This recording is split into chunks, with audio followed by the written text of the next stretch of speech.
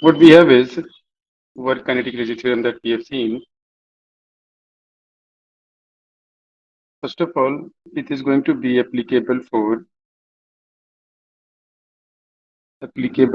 in any case, irrespective of the nature of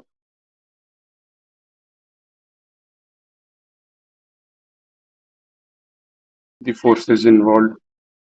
Means whether you have conservative forces acting or non-conservative forces acting, always we can write down net work done to be equal to change in kinetic energy.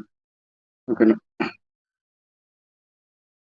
So what we can do to get the net work done, one thing what you can do, you can figure out the work done by every force that is acting on a particle, and then you determine the net work done by taking the algebraic sum of the work done by every force. Okay. So one way to figure it out is by finding out the algebraic sum of the work done by each force. There is obvious thing also, no?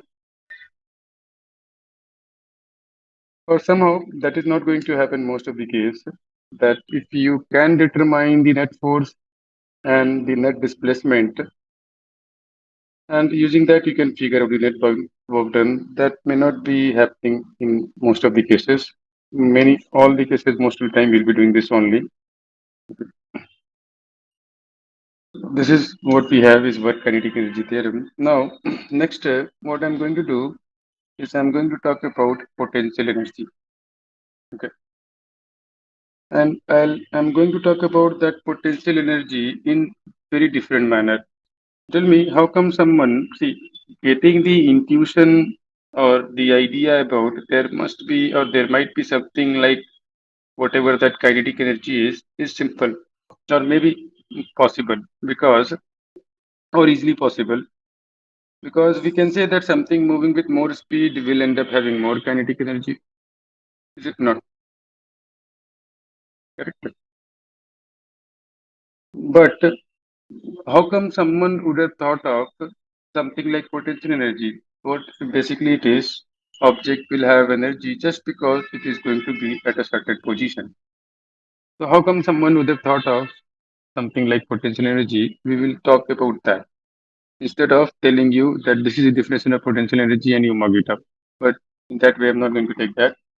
In different manner, I will approach it. So let's see whether it is going to be easy to understand or not. You tell me at the end. So suppose if I have got a case when we have got a force that is acting on the system, which is a function of position. And to keep things simple, I'll consider taking a one-dimensional force, things happening in one dimension. Correct. So what we have is suppose if I have got the force to be some function of x, things are happening in the x direction only. So what we can do, the work done in for small displacement along x will be f of x into dx. And so net work done in some finite interval will be f of x dx. And if that is the only force acting on our particle, then the net force will be the work done by this force only. Sorry, net work done will be the work done by this force only. And we know that net work done in any case, we can write it down as change in kinetic energy. So what we'll do, if I'll get the work done by this force when it was at some position one, maybe some initial position two till final position two, it will be equal to change in kinetic energy, which will be the kinetic energy at two minus the kinetic energy at one. Now what we have got here is some integral with we have to do now. So what will be the integral of f of x? So whatever it may be that function it might be, but on integrating some function of x, we'll be getting some function of x only, not like I'm going to work out of that. So suppose if I integrate f of x, I'll be getting h of x. Okay. And then what I do is I'll plug the limits 1 to 2. What is 1 to 2? Not like x equals to 1. It is the position 1 or the initial position, whatever may be the value of the x, and this is the final position. So suppose when I plug the value of the x, whatever I have at position 2, I get this h of x to become equal to h2. And similarly, when I plug the value of the position x, when whatever is the value of the x I have at position 1, I get h1. So h2 minus h1 will become equal to k2 minus k1. And I will rearrange this thing and I will write it down as k1 minus h1 to be equal to k2 minus h2. See, my voice going through, no? No problem. Everything is okay, no? You must give feedback in between. See, what we have is we got this equation. Nothing is that. Suppose, and if I will write down that there is a function u of x, why I'm doing like that, you will get that, which is minus of h of x. Why I'm doing like that, I want to write down sum of two things to be, so what I have is k1 minus h1 equals to k2 minus h2. So instead of minus, if I would have got plus here, then what I can say, the sum of function k and h at location 1 is equal to sum of function k and h at location 2. Correct? Getting the point idea here? Everyone. Till here, everyone understood now? Because I'm taking a different approach to make you understand potential energy, which may be confusing for children. Okay. But if I not confuse you here, you'll be getting confused in exam. Correct? Till here, all of you got it now? No doubt. Reply once. Aswin understood now? Suraj getting it? Anirudh, Rupesh, there no? Sir, Yes, sir. Yes, tell me. what is the equation you have written after the true box? That is, you don't worry about that. That if I got minus in between here, suppose instead of minus I would have got plus, then what I can do, I can write down value of the function k and plus the value of the function h at location 1 to be equal to the value of the function k and h at location 2. Till here, all of you get that now? Yes, sir. But we did not got minus there.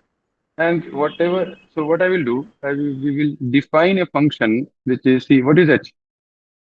It is the value of the, what is h1? It is the value of the function h of x at location 1. So what I will do, I will define a function u of x which is minus of h of x. Okay. So that will do the job now. So what I will get is u1 will become minus of h1 then, and u2 will become minus of h2 then. So what we can do is I can write down k1 plus u1 to be equal to k2 plus u2. So whatever we were not able to tell earlier, we can tell that thing now. No? That sum of function k and u at location 1 is equals to sum of function k and u at location 2. And we are free to integrate between any 2 points. It's not like we are made to use just point 1 and 2. It can be any 2 points.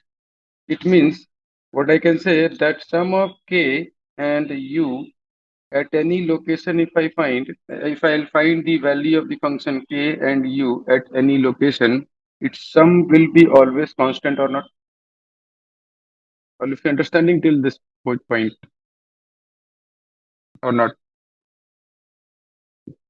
Yeah, we are trying to think how someone would have thought of there must be something like potential energy. It's not like God or something will come in their head and will tell son this is very nice kind of concept, you must know it. Someone would have thought of it first time or not. So what was you must have got to know one thing till now that whenever we add, you will never find we anyone to be adding like velocity with acceleration. No, we will be adding same things always or not. We never add like tomatoes and buffalo. We'll be adding same things mostly. Correct. So what I have is what is K? It is kinetic energy. So this K is energy sort of thing. So whatever U should be also something which belongs to the species of energy. But what U is? It is a function of X. What is X? We are making the object to move only along X. So what is X? Position. So what U is? It is some energy which is a function of position or not. So what U will be called as potential energy. That is how someone thought of there must be something like potential energy. Till here, all of you got it or not? Sir, can you repeat it again, sir?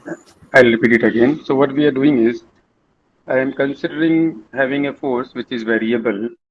And what sort of variable? It is one-dimensional force acting in the x direction. So what we have got is to change on. We will be changing only things along x only. So so this force is going to be a function of position, and position here is x only. So if I displace the object by very small amount, the work done by that force will be f of x into dx. Along x direction, we are displacing. Correct. Yes, sir. Okay. Okay. So now work done in a finite interval will be integral of this.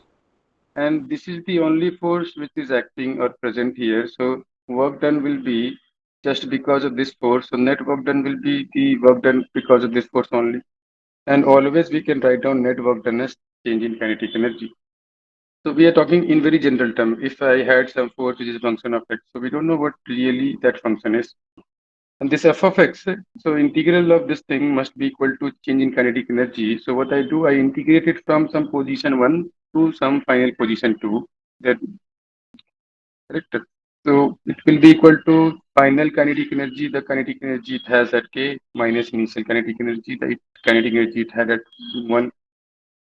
Okay, no, k2 minus k1.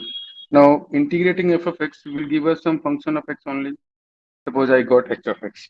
Then what we do is we plug the values of upper and lower limit. Plugging the value of the x at upper limit 2, I get that h of x takes a value h2. Same goes h of x takes a value h1. So we'll be having left hand side h2 minus h1. Then it is equals to k2 minus k1. Rearranging it, I can write it like that. But now I do some change here. I do some thing here. What I do is I consider assuming a function which is minus of h of x. So whatever u minus of h1 is the value of h of x at location 1. It will become u1. u2 will be our minus of h2. So minus h1 I can replace with u1. Minus h2 I can replace with u2. So that I can write down sum of two things to be always. See what I can do. I can integrate this thing for any 2 points. It can be any 2 points. So what I can say, the sum of the or the sum of the value of the function k and u is equals to sum of the value of the function k and u at any other location. Right now I can integrate it for suppose 3 and 4 next. So I can write down k3. So what k3 plus u3 equals to k4 plus u4. I can integrate that thing for any two limits. So what we can do that we can say that sum of k function and u function at any place will be equal to constant. And what is k? It is the kinetic energy at any position. And what is u? So whenever we add, it must be similar things. No, we cannot add two different kind of things like velocity and acceleration. Correct? And in unit dimension, you must have seen if I have some equation a plus b equals to c. So everyone must be having same unit. Correct? No? So k is kinetic energy. So u must be something which should be having has to do with energy only. So it is some sort of energy only. But what it is a function of x. What is x? It is position. So what kind of energy it is, which is something which depends upon position. That's why it is given a name, potential energy. Understood? Yes, sir. Now, when u of x, which is the potential energy function, will exist only when we are able to integrate f of x. Because u of x is minus of h of x, if u of x will exist only when h of x will be present, and h of x we are able to get only when we will be able to integrate f of x. Correct. And now this integral is basically finding out the work done by that force. But suppose if I get some kind of integral which is going to depend upon the path we have taken. So for same initial and final point, I'll be having different values of this integral if I will change the path. So we can't, in that case, we will not be able to write down k plus u to be equal to constant. Getting the point? In that case, we will not be having something that I have, which is potential energy. It means this potential energy function is going to be existing only when the work done by that given force must not depend upon the path taken. And what kind of force that we have seen? It is something which is called conservative force. This is what I told you, that potential energy function is only going to exist for conservative forces only. Okay, and another thing is that I told you that if you see a force which has got any term to which has nothing to do with position like velocity, time. If you see any term which is not a term of position, straight away that force will be non-conservative. So if I have such kind of force, how come I will be able to integrate that which is going to depend upon more than position? Suppose if force depends upon time also, except apart from position, suppose, then how come I can integrate it? And that integration must be unique for every path I take if the initial and final points are same. You're understanding that point, that integral value must be same as long as initial and final points are same. If it is changing by changing the path, then we cannot say such kind of thing that k plus u will be constant. Now everything is making sense that we have talked about earlier. Now, next is, so what exactly we have done is we have defined u of x, which I'm going to call it as potential energy function, as which is equals to minus of h of x. So what we have is minus of h of x is integral of f of x dx. Okay. Now, next what I can do is, if I have some u of x equals to minus of f of x dx, so if I differentiate something, then integral will be gone or not. Integration is the reverse of differentiation. If I differentiate this side, u of x, it will be d of u, which is going to be minus of that f I'm writing it on as f only, of x I'm writing it on as f only, so f into dx. So what you get is du to be equal to minus of f into dx. And what is f into dx? Which is the small work done in a small displacement dx. So what we get is du to be equal to minus of dw. And what is dw? The work done. By whom? This force. What kind of force it is? That is a conservative force. That's why the thing that is the negative of the work done by the conservative force is going to be equal to the change in potential energy.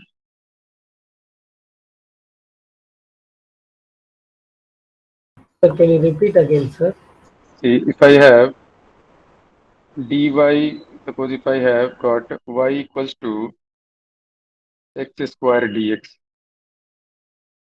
So differentiating it will give us dy equals to x square dx.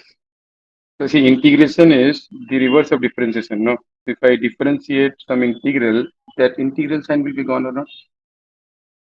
Yes, sir. Correct. Suppose if I have y and minus of f dx is the work done by our force. What force it is? The force whose work done must not depend upon the path taken. That kind of force is conservative force we have seen. So the change in potential energy is going to be equal to negative of the work done by the potential by the conservative force. And this potential energy function exists when the force is conservative in nature. And why like that? Only when I can write this statement that k plus u will be equal to constant when, or only when the value of the integral must not depend upon the path taken. No? Up till here, all of you understood or not? Because after this, I will tell you in the book is next we will talk about what is reference point and things like that. Or we will talk about each and every different potential energy because of different conservative forces. One thing you can do here is since du I can write down as minus of f dx. So f will be equal to minus of du by dx.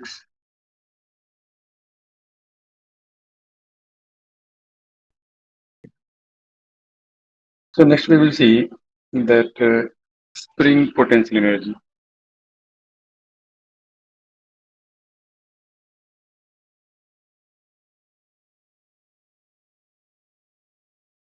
Just delay a little bit because of slow internet. Maybe I'll turn off my video. It will help. So what we have is,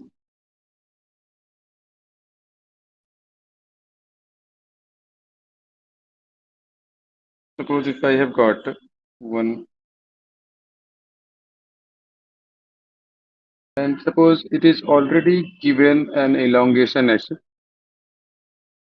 So the spring force that we are going to have acting is going to be kx. What we have done already, it is given an elongation x in this way, but it is extended by x towards rightward side. So the spring force will act leftward. And what we are doing to pull that spring, every time we are applying a force at the free end of the spring from our side, and we will give a name to it. It is the force applied by external agency or external force. And what we are doing is always we are trying to always we are applying a force which is exactly equal to the spring force. Okay, because automatically on its own the spring will not be able to change itself, or spring force will not appear. Only when we give some change in the length, then the spring force will come into picture. And I want to determine the work done by the spring force. That's why we are applying a force, and in a manner such that that force is exactly equal to the spring force, so that the end just moves slowly. You may think, sir, if force is equal, then how things will move. We will talk about that also. So if I have got to move something at every point of time, the net force to be equal to zero, then the acceleration will be zero. But that point it can have some speed from the beginning itself or not. So if it is having some speed from the beginning itself, and then afterwards we are applying a force on it in total zero, so still it has got some speed. It will move with that speed, but that speed will not change. Kinetic energy will not change. So what we are doing is we are just so maybe you might have a block kept on, or I might have some block here is attached to the spring. That way we might be moving. So what we are doing, we are just applying enough force to overcome the friction force. We are not doing any extra other than that. And in doing so, we are going to determine the work done by the spring force. So now, once we are at this position when already it has got a change in length x, and then from there I am going to give a small change in length dx. What exactly is going to be our work done by the spring force? The spring force is acting backward and its magnitude is kx, and the displacement is forward. Angle between them 180 degrees. The work done by the spring force is going to be equal to kx dx cos pi. The work done by the spring force came out to be minus of kx dx. Now, what we have got is change in potential energy. So what we know, we don't know potential energy. We know change in potential energy. Why? What is potential energy? U of x, this minus of h of x. What is h of x? Integral of f of x dx. And what it is? It is the work done. And work done will have any meaning only when we have got some interval. No? Work done at a point will be no meaning to it.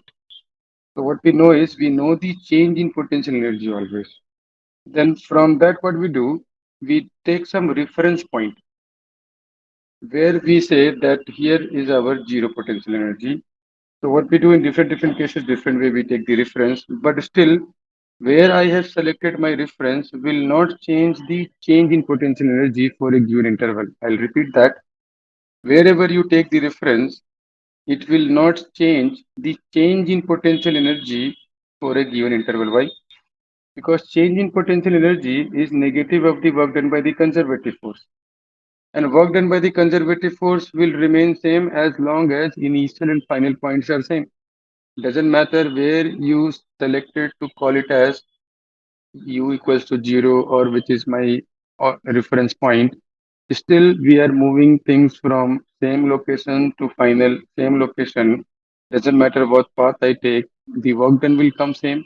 So negative of the work done will come same. So potential energy will not be changed The change in potential energy will not be changed, if at all, if I change the reference point. So we are free to select a reference point to be anywhere. Okay. But still, what we do is we select reference point at a place where it will be of some benefit for us. dw, okay, then du equals to minus of minus, it will become plus, no? So minus of kx dx. So what we get is du equals to kx dx. And then I want to write something like potential energy at a point. So now, if I integrate both the sides, what limits I need to use is, suppose at x equals to 0, I'll consider, I see, I am consider the I'll consider the potential energy to be 0. So what exactly I have taken? X equals to 0, I have taken as the reference. So here things are like, okay, only x equals to 0, so everything 0, not a problem. But even in other cases that we'll come across, what I'm telling is, where we have selected the reference will not change the change in potential energy. I'll write that point. Change in reference. Reference means the place where we consider u to be 0. Will not change the change in potential energy for a given initial and final point. Because basically it is work done kind of thing, only just negative of the work done. Correct? Now what we have, I'll integrate this thing. And next what I do, at position x, I will consider potential energy to be u. So now after that, easy only, everyone can do the integration and all. So integral of du will be what? U only.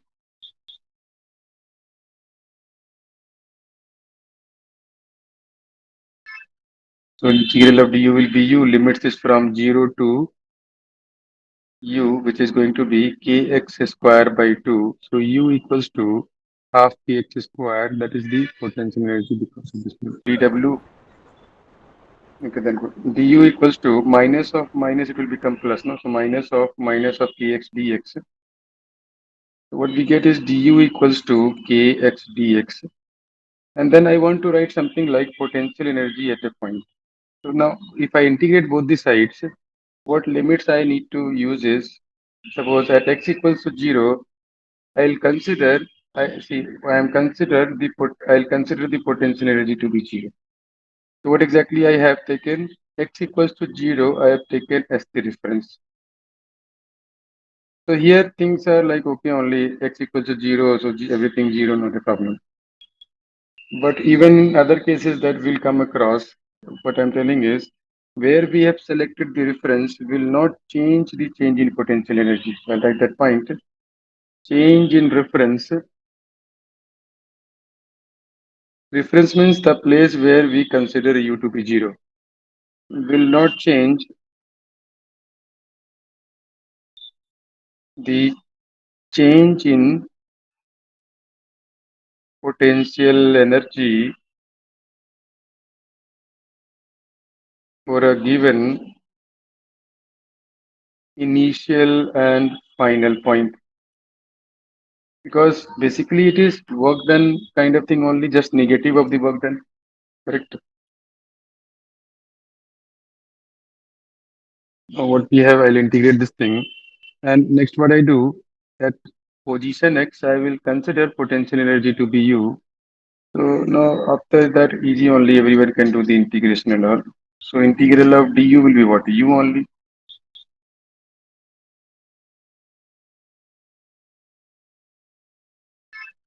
So integral of du will be u, limits is from 0 to u, which is going to be kx square by 2. So u equals to half kx square, that is the potential energy because of this.